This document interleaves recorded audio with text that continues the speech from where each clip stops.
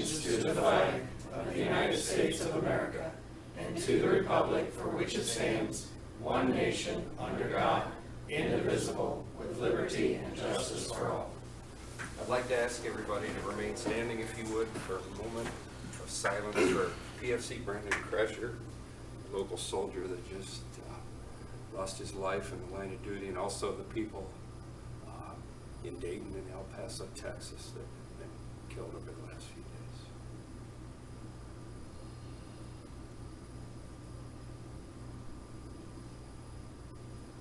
Thank you.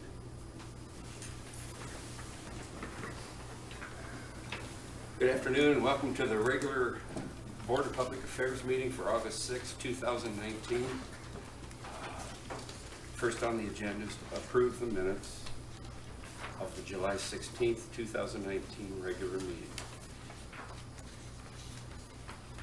Well, you've been supplied with a copy of the minutes. Are there any changes or corrections, additions or corrections? I make a motion, we approve the minutes for the July 16th meeting. Second. Karen? Yes. Dick? Yes. Jim? Yes. Tom? Yes. Derek? Yes. Next is a hearing of public concerns. Seeing none. Next is a request authorization to sell lot number 29 in the Bryan Industrial and Commercial Complex. Would you read number, please? Resolution number 30, 2019, authorizing the sale of property, specifically lot number 29 in the plat titled Bryan Industrial and Commercial Complex, second edition, containing 8.463 acres more or less, to Schlachter Investments LLC for a total price of $42,315 and declaring an emergency. This is approximately 8.5 acres on the east side of Winslow Drive, just south of Culligan there. And Schlachter Investments interested in purchasing that from the city. City Council acted on this last night and approved it. There's lots out there. The board also approves the sale of those. So it's before you this evening. Questions? Oh, that's great. We got something shown from that. Yeah. Hasn't been very active out there of late. So. Very good. Have a motion, please. So moved. Second? Dick? Yes. Tom? Yes. Jim? Yes. Karen? Yes. Derek? Yes.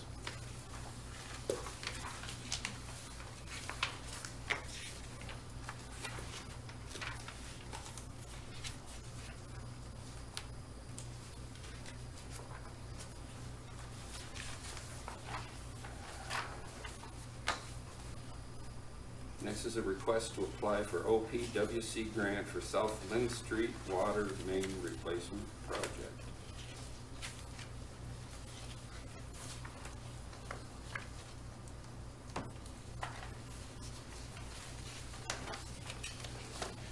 Yes, please.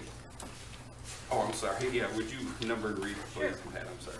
Resolution number 31, 2019, authorizing application to and execution of contracts with the Ohio Public Works Commission for the 2021 South Lynn Street Water Main Replacement Project.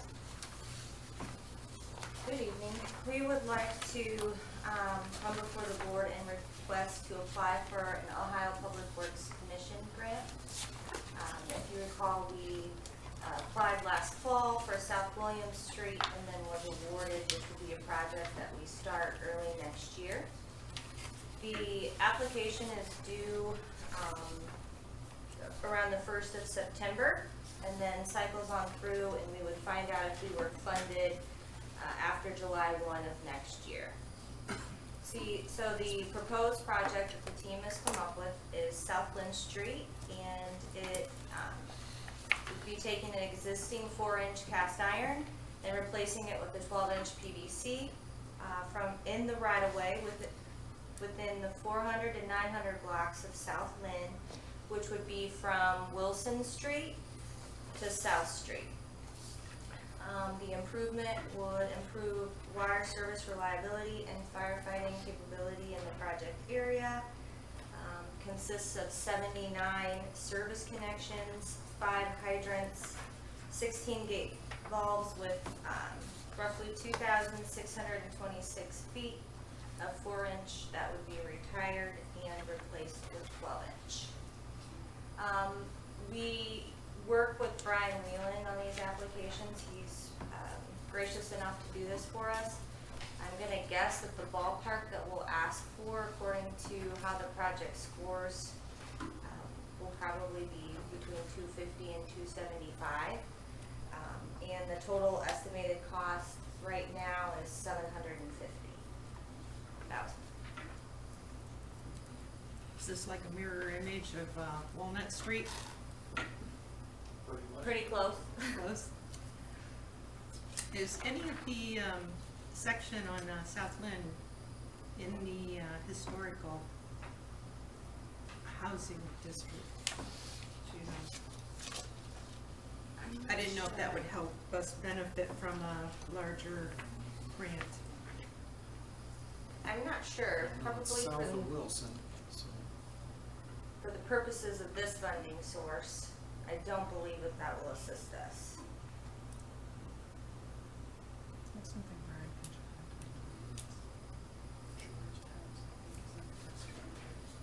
try. Is there a lot of 4-inch line in the ground yet? You guys compiled a miles still of 4-inch, but I don't remember exactly how many it is. I know we're whittling away at it pretty good. This would help in that path to get that done and get these fire hydrants off the 4-inch. The EPA kind of requires us to get these things off the 4-inch because you're not allowed to fight fires off the 4-inch, so you need a minimum of 6-inch. So that's our goal, is to try to get rid of this old stuff and get the larger diameter pipe in there and help meet that goal also. Not to mention it's 75 to 100-year-old. Yeah, the cast iron's more prone to leaks, I imagine. It can be, PVC. some of it. And my recollection was that we had about 7 miles of Remaining. 4-inch remaining when we Some talked about that. sounds So pretty accurate. we're getting to the Mhm. point where it's, you know, Yeah. Nathan said he can see the light at the end of the tunnel. Yeah. So, They're knocking off 4,000 feet a year, you Yeah. can see the light. yeah. And the other piece, of course, is in some of these older sections, we're more likely to encounter lead surfaces, which we would replace as part of the project in the public right of way, like we did on Walnut Street. Nate, do you have any idea, what do we have north of that, between, It's, we're tying into a 16-inch PVC up to the north and a 12-inch PVC to the south. So it makes a nice, you know how we did the outer loop? right? It would make a nice inner loop, and it would supply a lot of water out to shopping areas outside, or, you know, businesses out there, would help get that water. That 12-inch line, doesn't know if it's on Main Street or 1 block away, but it makes it, it's in the center of our community, so it makes a nice interconnection between the north and the south of a larger diameter pipe, and also getting rid of the 4-inch, so it's serving 2 purposes, I believe.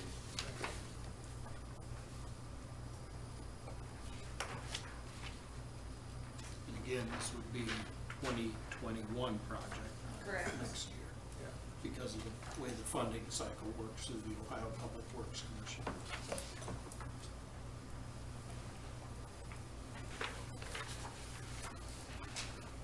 Any more questions?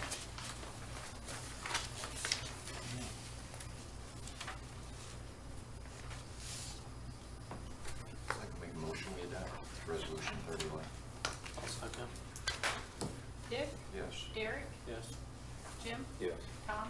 Yes. Karen? Yes.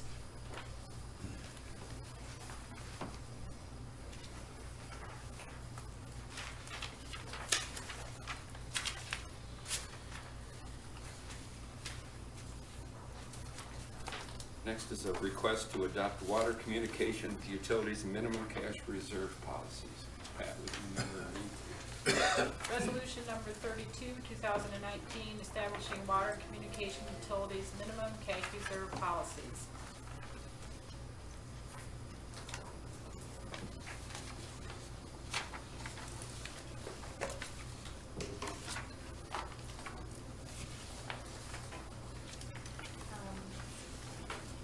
As you may recall, in the fall of 2017, the board reviewed and ultimately adopted a cash reserve policy for the electric.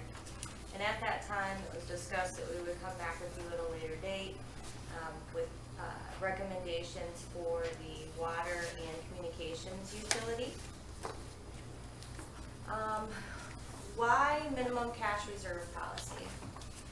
Cash reserve balances are a critical component to the sustainability and the utility's long-term financial resilience. There's been a lot of conversation on exactly what we should have in our coffers and what we should cover in the event that we would face some sort of disaster, or how we mitigate some of the risks financially with the dollars that we have. So it would allow us to pay ongoing O&M expenses in a timely manner in the event that we would have something happen where we don't collect or have an unexpected expense. With the electric, one fluctuating expense that was identified was the power supply, and the same could be sort of true for communications with the changing, fluctuating programming costs. It would help us to account for variations in seasonal consumptions. Perfect example of that would be earlier this spring we had a lot of rain, so irrigation systems didn't get turned on and we didn't have the water sales like we've seen in years past. Also variations in weather. It got warmer this year a little later than it did last year. But now July hit and we're back to normal. And then also account for local economic downturns. If we would have a large water consumer that would happen to leave, or communication subscriber. Also meet current year debt service requirements. This is a fairly new thing to the water department, but making sure that we have what we need in order to pay those requirements.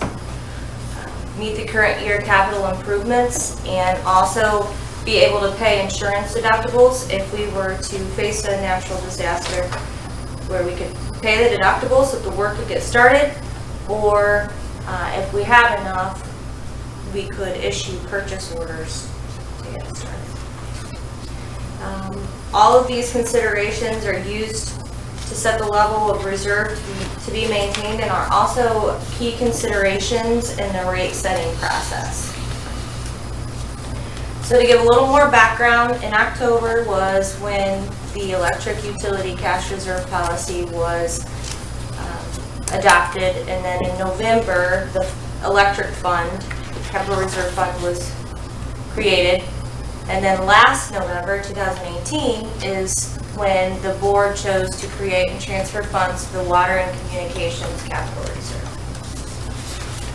While researching, Kevin and I spent a lot of time over the last couple of months and found that there isn't any single standard. Some are real close to others, and some account for items that others do not. So we have done research and actually found that many of them mirror the electric minimum cash reserve policy that was passed by the board in the fall of 2017. So what that includes is about 12.3% or 45 days of the annual O&M expense, but not including depreciation. The annual depreciation expense, 100% of the debt service, and 20% of the projected 5-year capital improvements budget. We also looked at the Moody's Investor Service Rating methodology, which Moody's provides credit ratings for corporate financial institutions and municipalities, which helps to assess the credit risk and provides a financial scorecard while evaluating the financial strength of the fund. One of the 3 ways that they do that for the financial strength is the adjusted days of liquidity.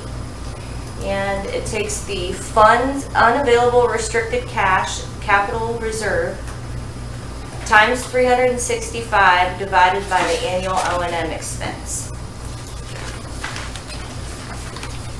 So for the water fund, if we use this methodology, the total balance as of June 30th, 2019 equates to about 407 days worth of cash on hand.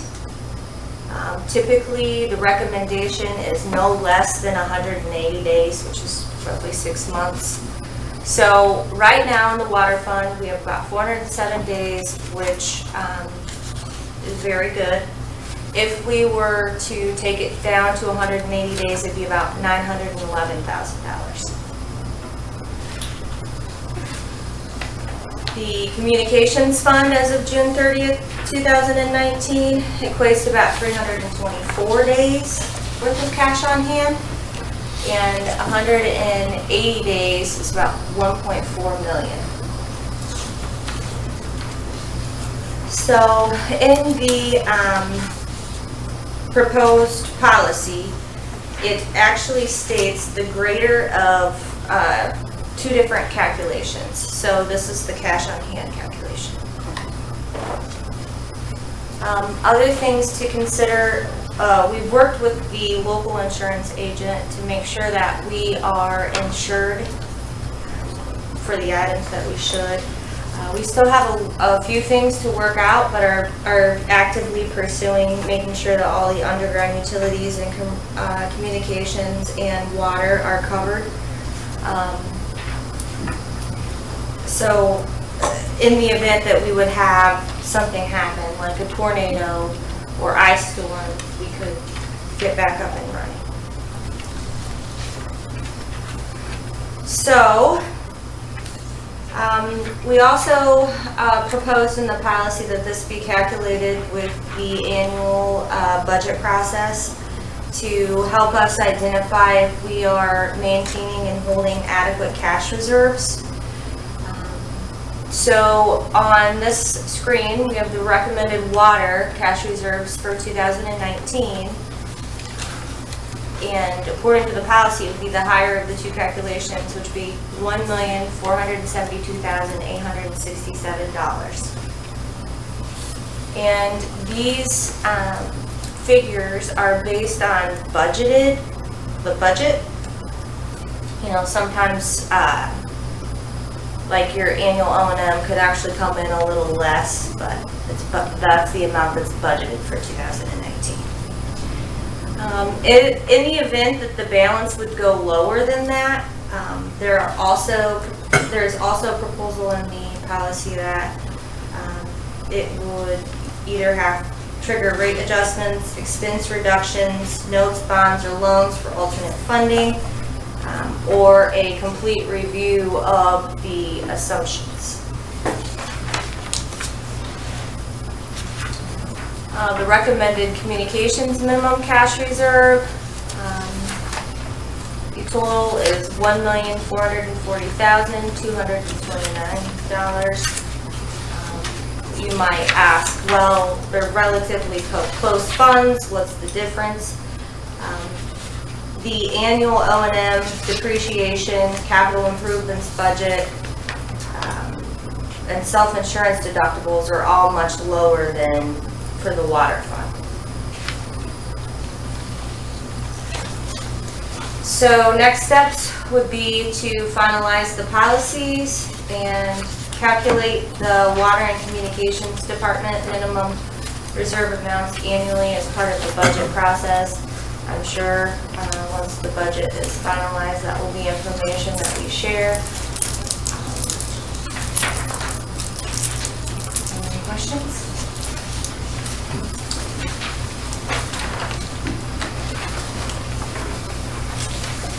Dawn, what would be the ability to use this outside of these reasons should there be an emergency?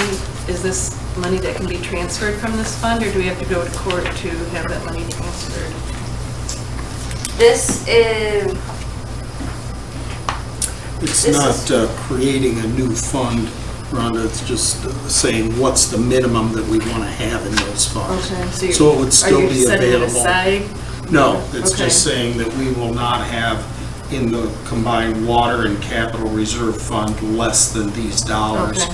Because we want to have it available for working capital and, yeah, all of Okay. those things. So it's really No just new saying, fund is how created much should you separately. have at a Okay. minimum in those funds? So All right. it's not restricting them, it's just saying, what's the minimum that you would Thank you. have? All right, thanks. I like the idea because it's, if you want to equate it to something that each of us might do is have a budget, and you want to have so much on hand to cover Right. certain budgetary items. And it helps us know, I think, from a board point of view, when ideas come up or improvements need done, it helps us determine what kind of capital projects we might want to go for and what the cost of a permit is. And it doesn't make us wonder if we're going to be left with enough money in case of some kind of a catastrophe or other reason. I think it helps answer the question that a lot of folks sometimes ask, how much money do you need? You know, how much should that fund balance be? And this is a very systematic way of doing it. It's very consistent with the policy you adopted for the electric utility in 2017, as well as things that are done by rating agencies out there. So I think it gives a good framework for answering those questions and takes into account as many of those different things as we might see would be reasons that you would need cash on hand. Well, it's reassuring to the customers too, and I know we have enough money. Straight line winds take down one of their high lines, so we've got the money to take care of that. And as Dawn mentioned, I think as part of the budget preparation process, you would take a look at this. If it looks like it's going to draw your fund balance down below that minimum, then you need to decide whether you want to make adjustments to the budget or come up with some repayment plan to get those funds back where they need to be. So it'll be useful as part of that.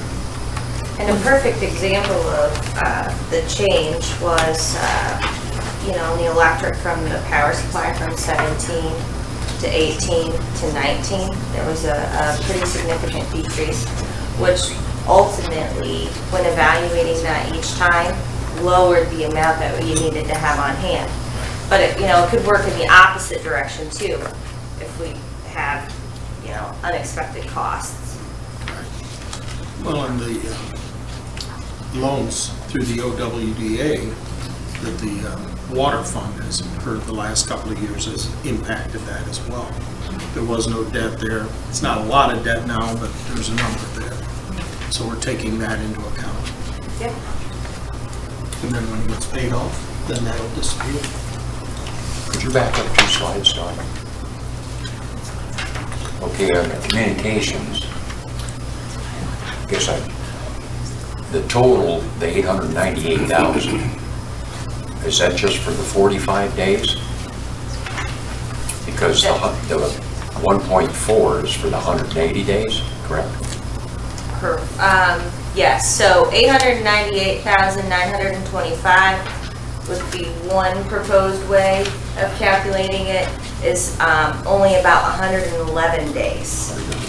So, but the Moody's 180-day calculation is actually $1,440,229. And so we're going to run it both ways, and the greater of the two is the one that we would go with. Correct. Now, is it my understanding that with Moody's, if we follow Moody's, does that help our bond rating tighten?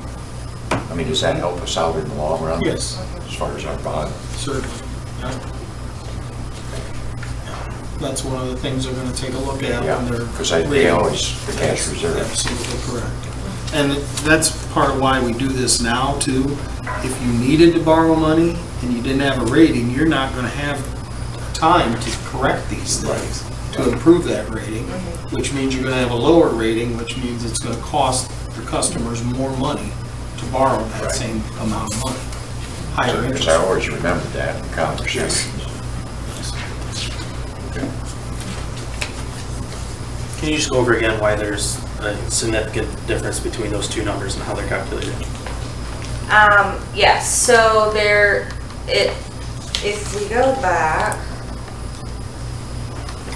the O&M at 2.5 million here, the communications here, the original methodology for the one that I just showed you does not include depreciation, does not include capital improvements. It just includes the available cash times 365 days divided by the annual O&M expense, which would just give how much cash you have on hand for operations and maintenance. Gotcha. Is This your question one- between the two calculations in the same utility, or the calculation between water and communication? No, between the two. Okay. This one accounts for about 45 days of the O&M, programming, depreciation, capital, and we added the annual lease payment to the electric fund as a debt line item for communications, and then the insurance deductible to account for that. So.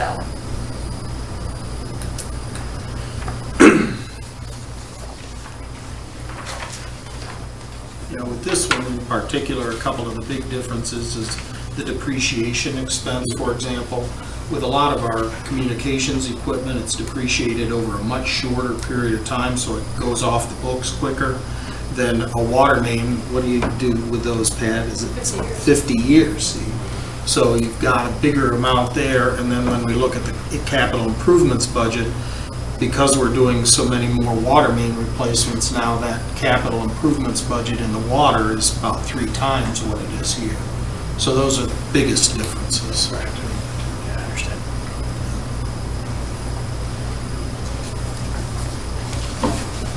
Any more questions for Bryan?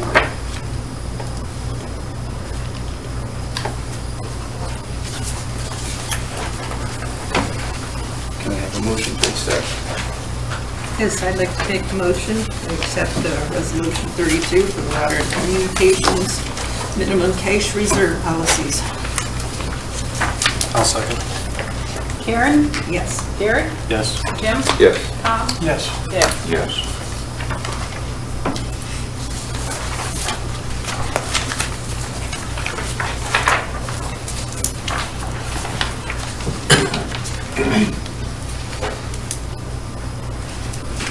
Next is a discussion of the interconnection standards for customer-owned renewable generation.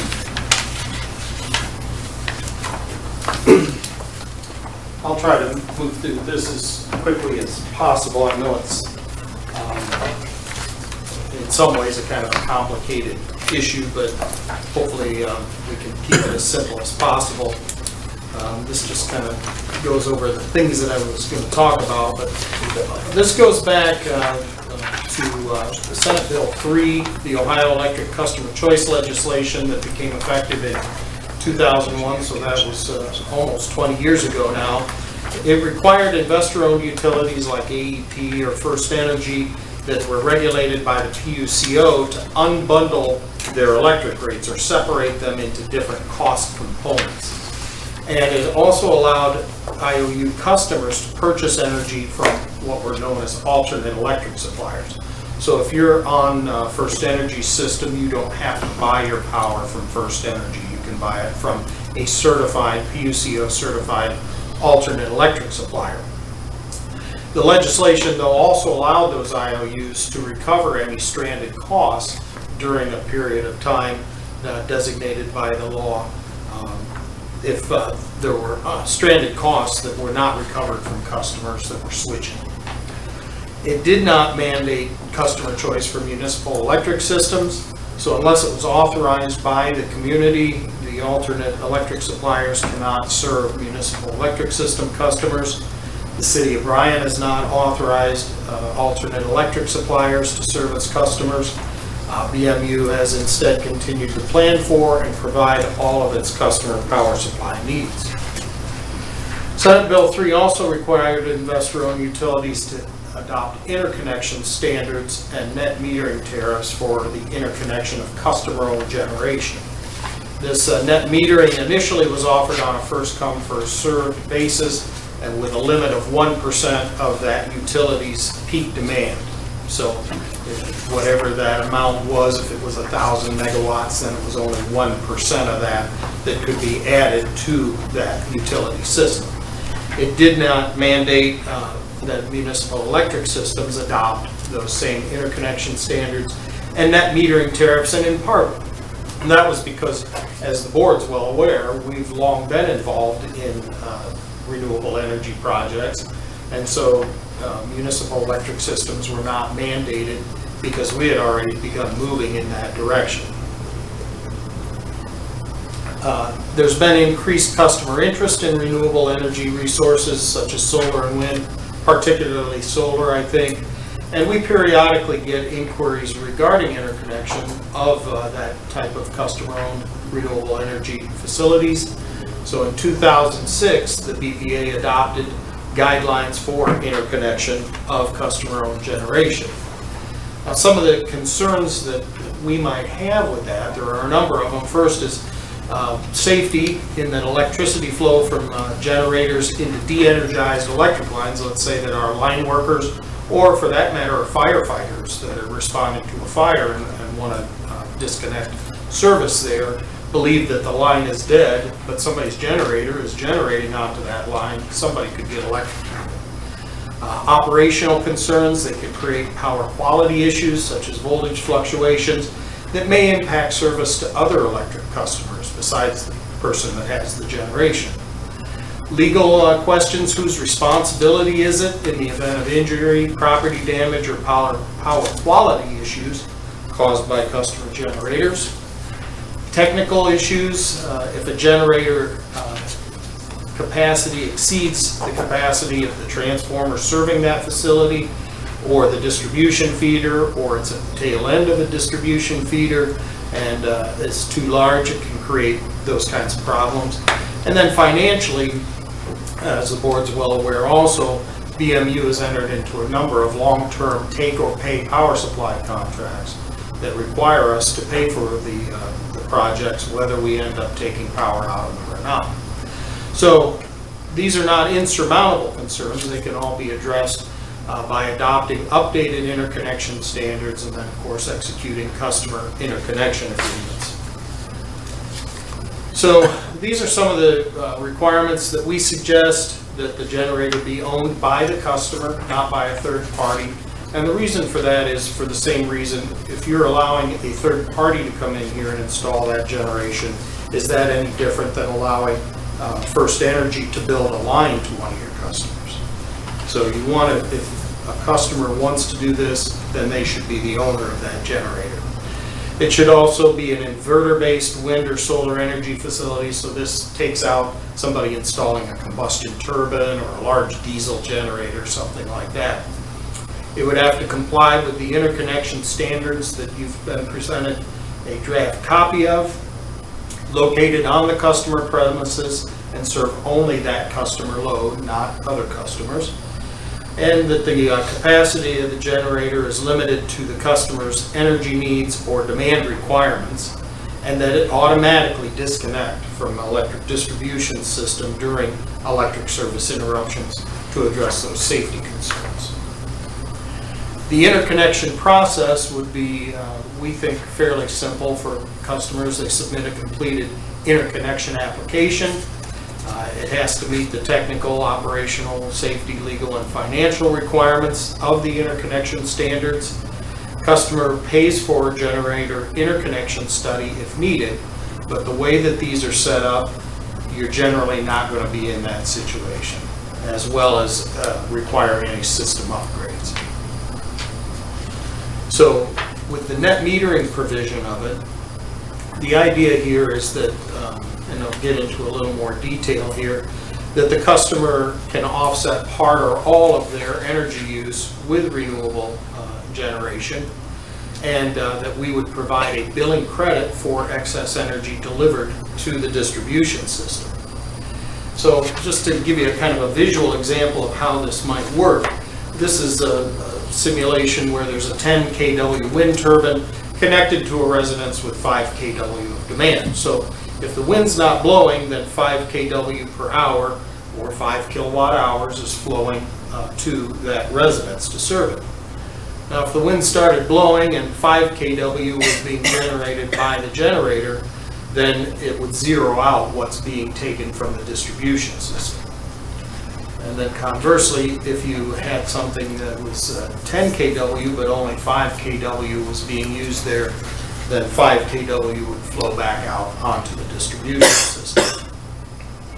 So when we took a look at this, we evaluated the current electric rates as well in the case of a customer-owned generator like that.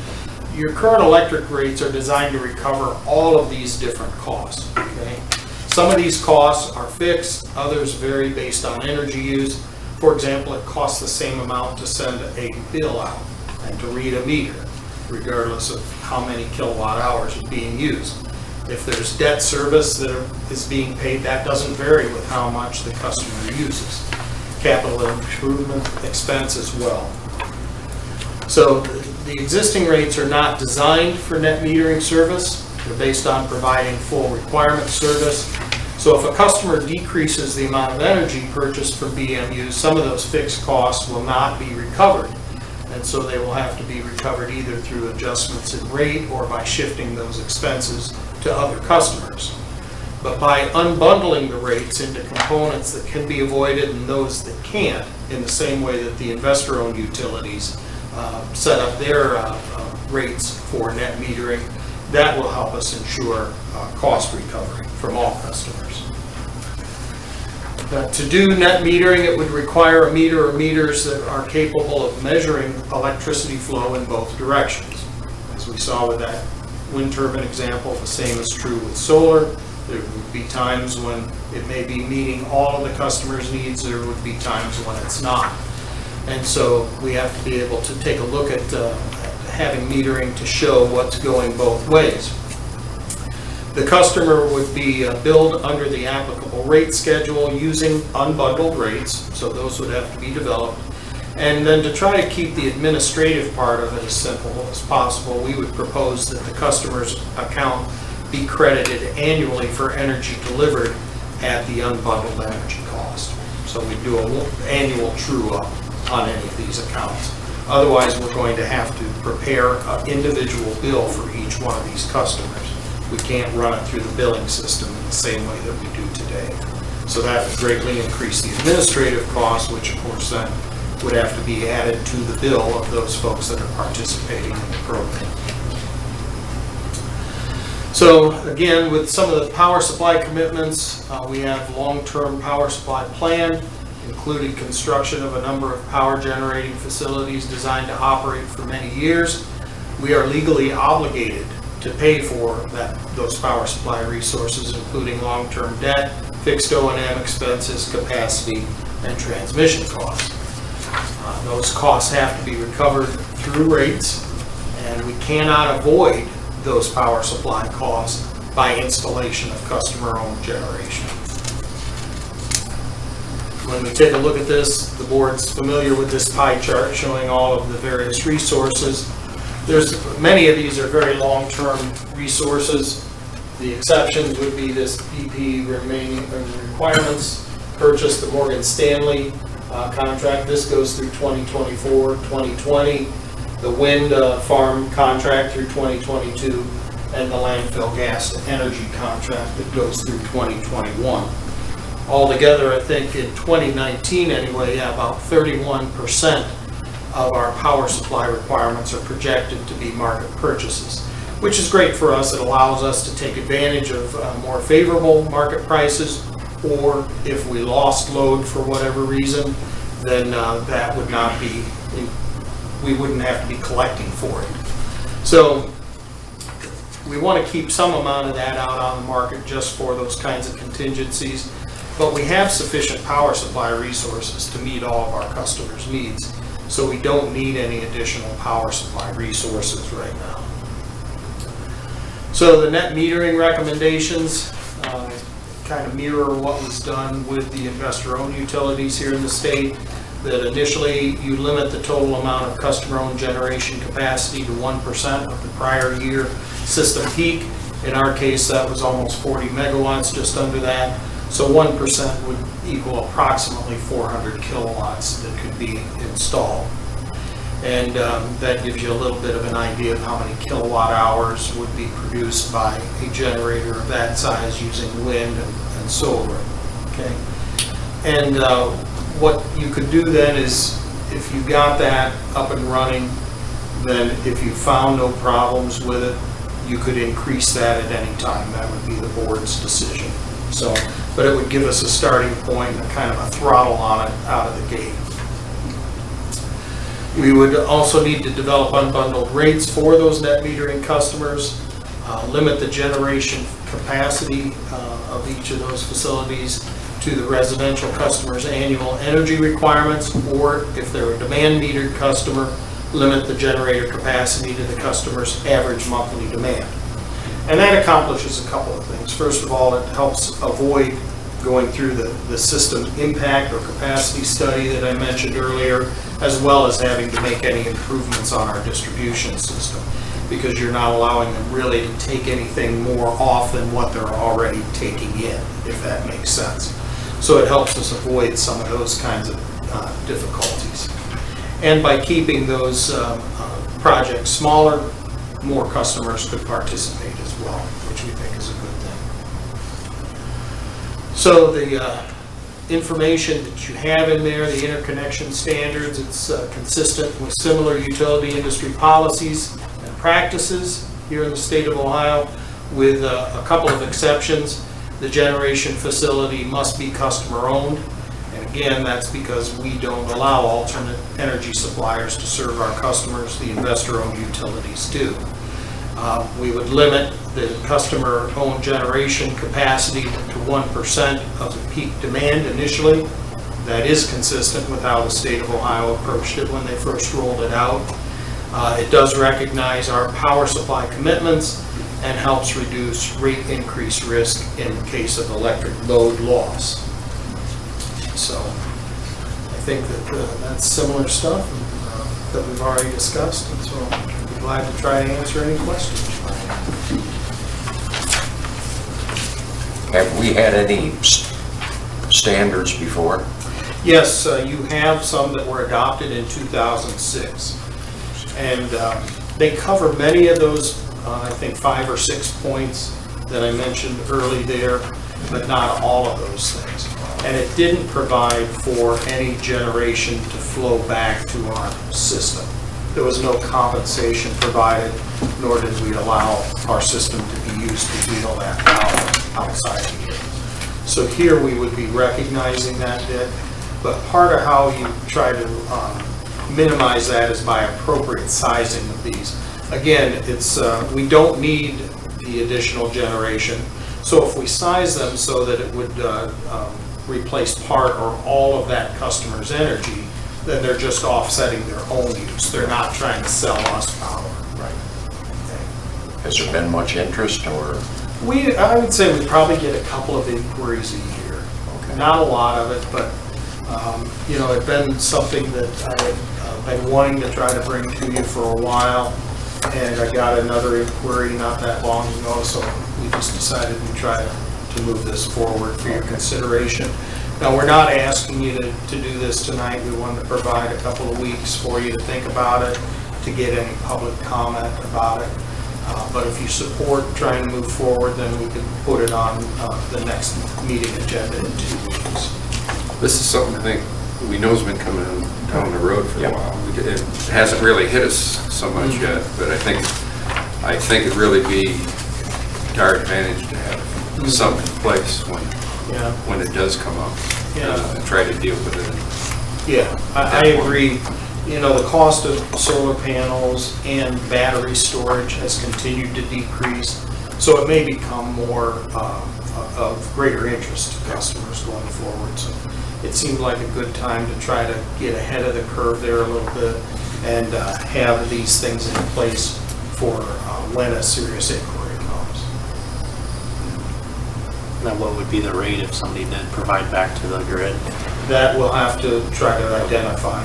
Because what we'll take a look at is, the current rates, Derek, with a residential rate, for example, has a customer charge and a kilowatt hour charge. And that's really it.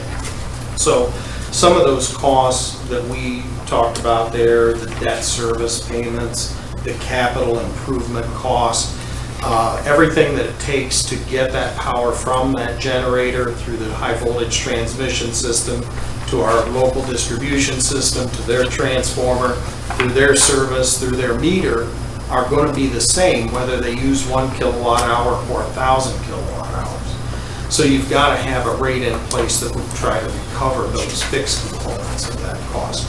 So it's probably going to mean that the customer charge would be greater, and then the kilowatt hour piece of it would be lesser. That would be my guess. But Solvil and Associates right now is reviewing our electric cost of service and rates.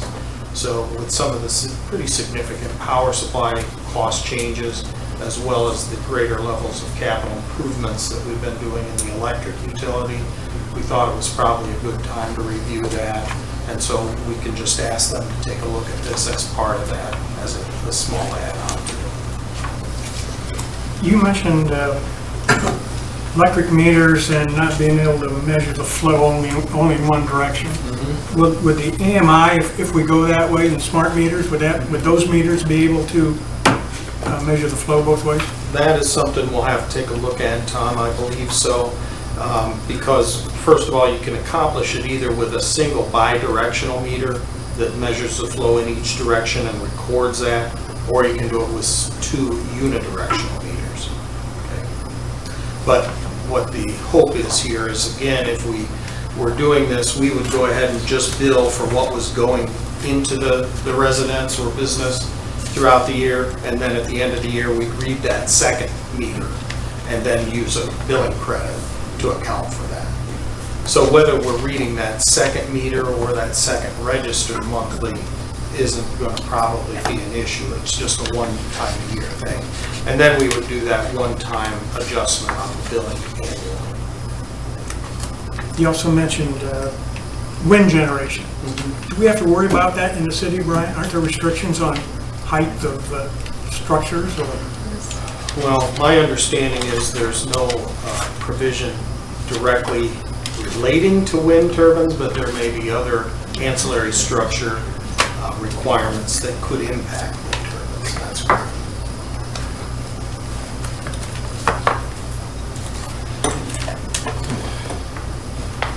I see the benefit of having something to start from in place. Have you much information on new home building, whether they're coming in fashion to have some kind of generation involved in new home building, or do you know of any other cities around that have started? That's a great question. I think that it varies by region and by utility. There are some parts of the country where they're trying to create these zero energy kind of neighborhoods or residential developments. So again, I think that there's probably interest that starts at certain, maybe on the coast and works its way inward here, but by being prepared for this ahead of time, I think again, you're in a much better position than trying to figure it out while somebody's waiting for your answer. Right, because I think California's already set up so many homes, new homes now have to have a certain percentage of solar. Right. Of course, they got some all the time. Yeah. So right now, you have standards in place, but it doesn't right now limit the amount that people could put on there. They really can't sell it back to us, although I think, if they're providing something of value to you, if we had somebody that was doing that, I'm not sure that you could get away with saying we're just not going to pay anything for that because you're getting something of value. So I believe that it would be prudent for you to consider doing something like this, whether you want to see some changes in how it's structured or whatever.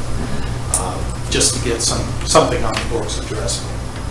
You mentioned a zero energy neighborhood. Is that what it sounds like, or is that? Yeah, they're trying to generate right there everything that the home would need. And then, of course, they couple that with energy efficiency in all the appliances, with insulation, with all of those kinds of things, allowing the sun to come in and heat, do more heating in the winter time versus running your furnace. So,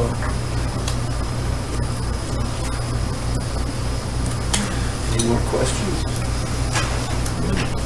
I know there was a lot to digest here. I said, Yeah, there is. I was It is. trying to read it over the weekend. It is. It is. And if you take a look at it and some of it doesn't make sense to you, feel free to give me a call. I'd be glad to sit down with any of you and go over any part of it. So, but is it something that you think we ought to try to maybe discuss at the next EPA I meeting? think we want to have something in place. All right. Then we'll draft legislation for your consideration. Any other questions? Okay. Thanks, you. Scott. Thank you.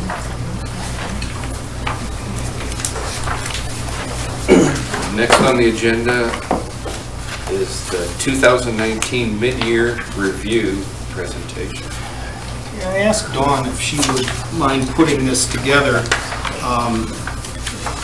I think that it's helpful sometimes to take a look at, we budgeted stuff, and the budget gets started August, September. Well, by the time you're through that budget year, it's probably 16 months, something like that, from start to finish. So we thought it might be helpful just to take a look at, now that we're through June, through the first 6 months of this year, how did things go compared to how we thought they might go, and how our budgets compared to what we projected there. So she's going to share those details with you. And we also put the data up against 2017 and 2018 for the January through June period, so that it would be apples to apples when we were comparing. So the first thing that we took a look at was the residential sales and consumption across the electric, water, internet, and cable. As you can see, the average kilowatt hour per month for residential from 18 to 19 has slightly decreased by about 42 kilowatt hours. As well as the water consumption, it's decreased about 21 cubic feet. However, on the internet customers, we have actually added an additional 23, which is great news. And the cable television customers from 2018 to 2019 is down about 62.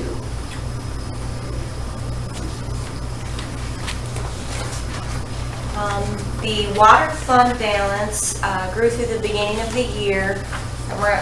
Between April and May, we made the $300,000 transfer to the Town Line Road project, where we had discussed paying $300,000 of it and financing the remaining up to $400,000. Even with that transfer, the balance is on pace with 2018. And as you can see, the ending fund balances well exceed the minimum reserve amounts.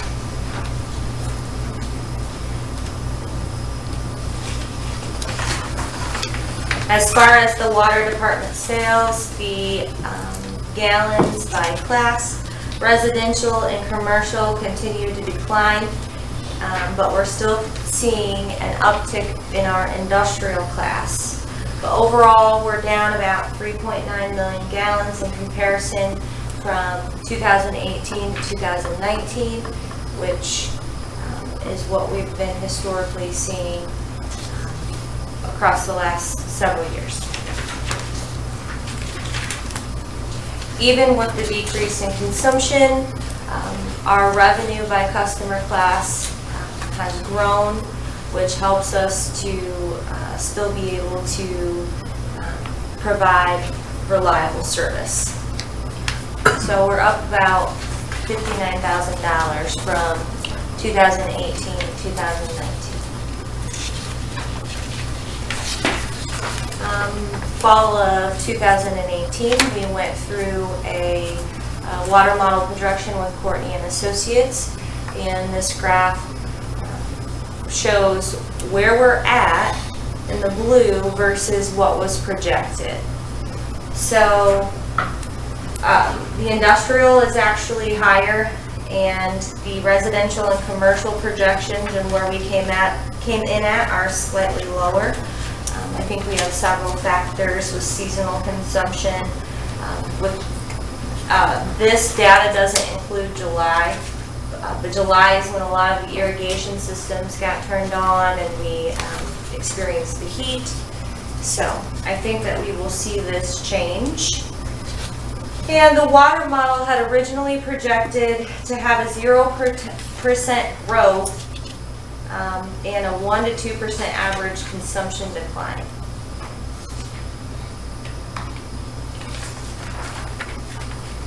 So as far as the electric fund goes, still doing very well there, even with transferring $3.5 million to the electric capital reserve fund.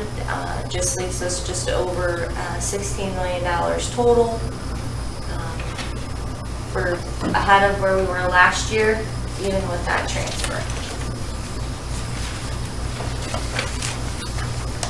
As far as statistics, through June, I think we've had a decline in residential, commercial, and industrial. We're about 3.5–4 million kilowatt hours under where we originally were last year. But again, I think these are weather impacts. If you recall last year in May and June, the weather warmed up a lot quicker than it did this year.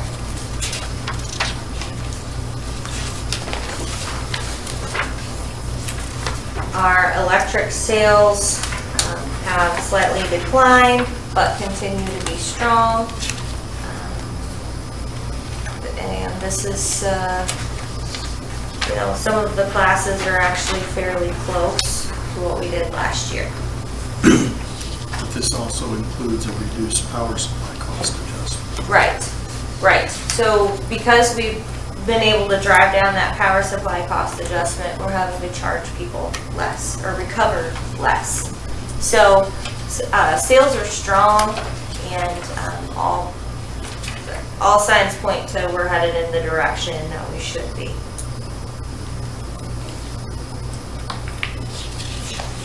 We also went through revenue requirements. 2018 figures are coming in slightly lower than what were projected, but I don't believe it's enough to be a cause of concern. And we will continue to look at this each month. The July data does not come out until August 15th. So August 15th we'll have an even better indication with the July temperatures. This is just a graph to show the correlation between average temperature and cooling degree days. 2018 through April, May, and June, specifically May and June, we had considerably higher cooling degree days than we've experienced this year in May and June, and the average temperature through May and June has been lower. So all of those relate to how often people are running their air conditioning units and how much energy they are consuming, as well as water. Communications.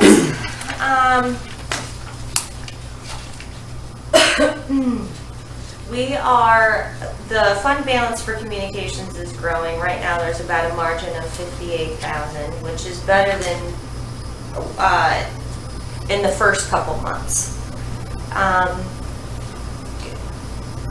wanted to show this. So this is the 2016, 17, 18, and 19 cable and internet customers. We're continuing to experience the industry, what the rest of the industry is experiencing, where the cable is declining, the internet customers are going up. So we were excited when those numbers started to come out that we are growing subscribers. and are going to continue to work hard to provide reliable service and faster service. And to finish up, this is a comparison of the revenue for the communications department the first 6 months of 17, 18, and 19. And as you can see, we're relatively close and right on track with what we've done in prior years.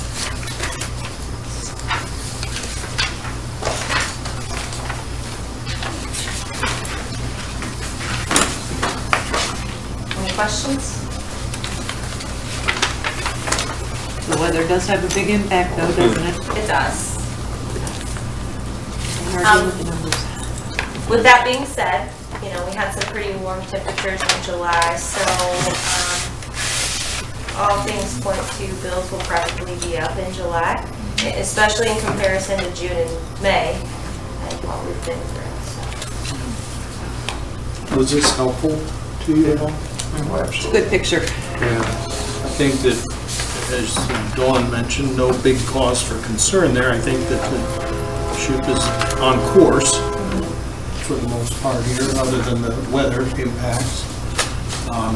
The other thing I was going to mention with the telecommunications revenue is that that doesn't reflect the recent adjustment in the cable rates or the offering of the new internet service, which just became effective in March, I believe, the 30 megabit service. So we would expect, and I think that's part of why you're seeing some of that growth in the revenue the last couple of months there.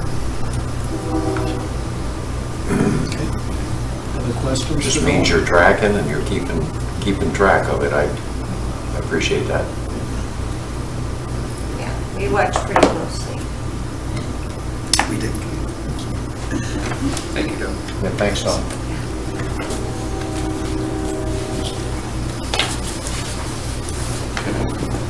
Next, effect semi-monthly disbursements. Can I have a motion to pay the bills? So moved. Second? Dick? Yes. Tom? Yes. Jim? Yes. Karen? Yes. Derek? Yes. And next is comments from BPA and staff. Derek? Thanks for the presentations. Really like going over those. It really helps understand what's going on and everything like that. So, other than that, I don't have anything. I'd just like to welcome Todd Slacker to Bryan, and I appreciate his business and moving his business to Bryan. Amen. I'm sure everyone in the city appreciates it. That's all I have. Here. Thank you for letting us all go through the moment of silence. Oh. It was very important to Seemed like keep that on the front burner until we get some kind of a handle on it. I think we all have to be part of it. Thanks for all the information. It's good to have that. It helps us think more about making better decisions for the community. I was happy to see that we're finally discussing interconnection standards. I've been to several conferences over the last few years, and that's probably the number one thing that they talk about is rooftop solar and the rates associated with that. So it's good to see that we're finally going to maybe stay ahead of that and have something in place before somebody gets real serious about that. Okay. Just to give you an update on the outer ring rebuild project, we believe that we'll be hanging fire for that here this week or next. There's a lot of make-ready work, to get space available on the poles where the ring will be placed, but our folks should be starting the actual installation of that fiber in pretty short order here. So we're very pleased with that project, and I know Nathan's going to give you a couple of project updates as well, so defer the rest of my time to him. Nick? You want to go to Nathan? Oh, Nate. Okay, I'm sorry. Oh, no, I just. Got too much time, so, just wanted to give you a couple project updates. We got a couple bigger projects that I thought you might be interested in knowing where we're at with them. One of them is the Fairview Drive, the directional boring underground electric replacement project that we're doing The boring contractor just kind of finished up over there. Went really smooth. I think it was like 2,600 feet of 2-inch primary was replaced and about 875 feet of secondary that was replaced. So that subdivision's pretty much been updated as far as getting conduit in the ground and some new cabling in there for them. So pretty happy about that. They kept, our guys are still out there, of course, like pulling wire and stuff like that, but they kept up with the restoration right behind and moved along pretty good. So I'm pretty proud of that project and that one coming to an end. And the other one I wanted to talk about would be Town Line Road. That's pretty much out there on the forefront. Underground Utilities, I think, is doing a great job. They have approximately 4,400 feet of the 12-inch in, so all the water mains in. They started doing their testing. They got the majority of the testing done on where the majority of the water services are. So I think what we had 30 water services there. They probably should be getting close to halfway today, probably 14 or 15. So we're halfway there on the water services. So that would leave us just a little bit of the testing as far as the pressure testing, and they're running a couple bacteria testings on the south part of the line. Then we need to come back and once the services are connected, we'll hook into Rays Drive, Oakwood, and Horton Trail and get those tied in, and then we can abandon the old hydrants and valve boxes, and then we can start our restoration. So just to give you an idea, the final completion date is September 23rd. So for sure we're going to hit that. I wanted to get it done a little sooner. There was a little fluff built into that.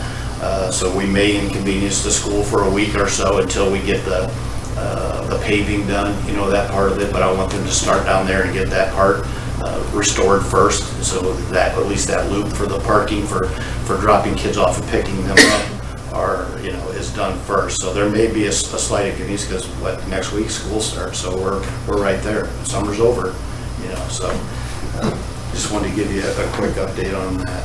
So you guys have any questions I could answer about any of those projects? I'd just like to mention that the traffic flow on Town Line Road, it doesn't seem like it's been too bad to get from one place to the other. I mean, they've done a good job of keeping it open so the residents could at least get to their house and get through there. So I'd just like to compliment them on We've had that. very few complaints. I mean, I'm surprised. I mean, you know, you do have dirt and dust, and you know, I mean, there's a little stone in the road, but I mean that's construction. But people have been very, very good out there.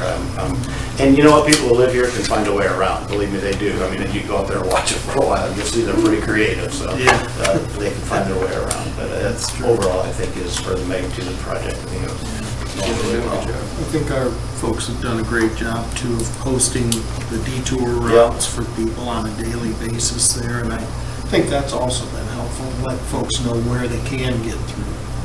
And we keep pointing people to our projects. You know, it tells, you know, where they're working at doing the service lines. And so people that live out there, I hope that they're following along, because that's a good tool for them to use of where we're at. And then they know how to kind of get around too, you know, as far as that goes. Is that what they're directional boring out there today? Was the services?